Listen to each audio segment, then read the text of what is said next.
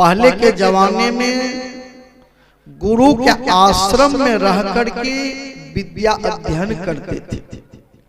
अब तो गुरुए द्वार पर आते हैं। कहाँ गया रे मास्टर साहब, बैठो खाए बजे। अब मास्टर साहब बैठे हैं, विद्यार्थी भोजन कर रहे हैं।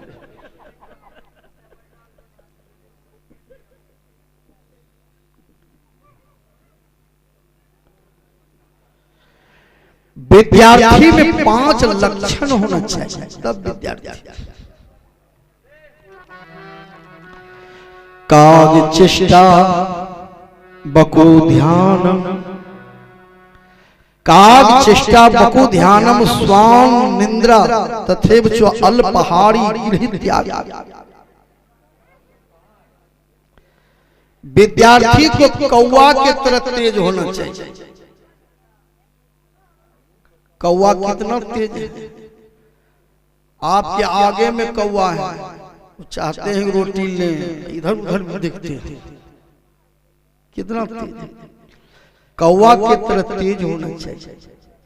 बगुला के तरह ध्यान होना चाहिए पढ़ने पर। बगुला को देखें पानी में एकदम मने राहड़ी के फुट्टा जो खड़ा है, मछली बुझे से धौ कुछ होते आगू चला टूप दिए।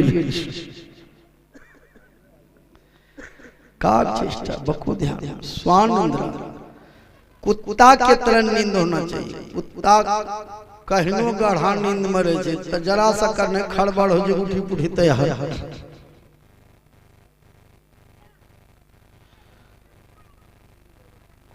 विद्यार्थी को कुछ कम भोजन लेना है।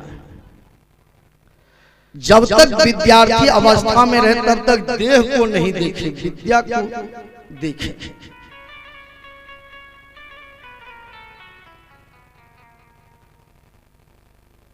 अल्पहारी गृह त्याग। विद्यार्थी बाहर में रहे तो घर पर चिंता नहीं करे। ये 5 लक्षण विद्यार्थी।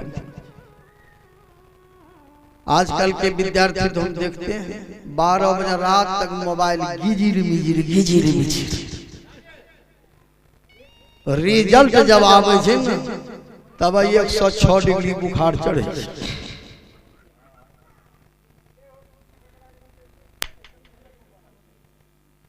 विचार। भगवान श्री कृष्ण सुदामा बाल अवस्था में बाल सखा सहित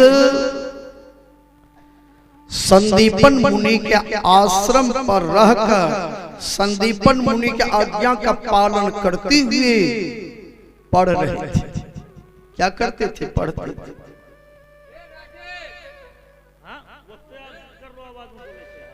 माई कहे बोलिए ना।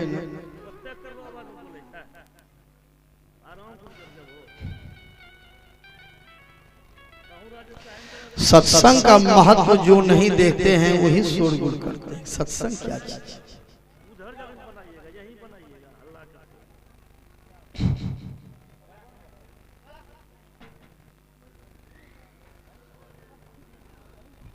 बोलिए प्रेम से श्री सदगुरु महाराज।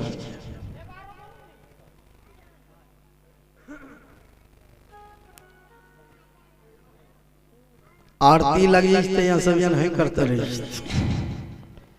समय का मोल नहीं जाना। समय मूल्यवान है।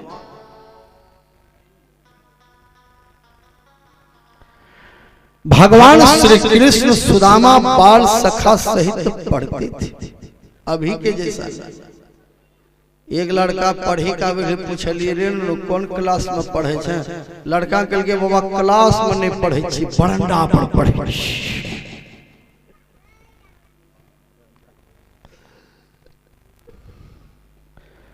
भगवान श्री कृष्ण सुदामा बाल सखा सहित क्या करते थे? पढ़ते थे।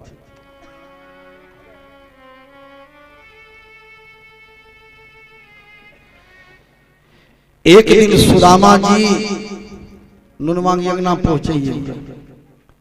हमरो प्रवचन सुनवे की तुम हम बात कर दे। चल चल चल।